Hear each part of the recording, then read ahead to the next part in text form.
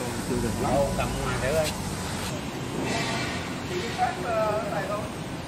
Tung này thì cái trang xài có mới vào ngàn xong.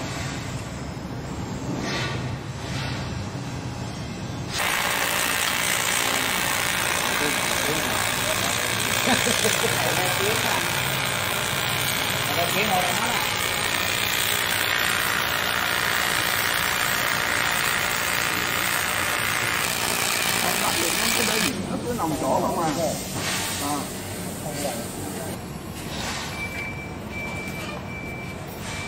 Mép à.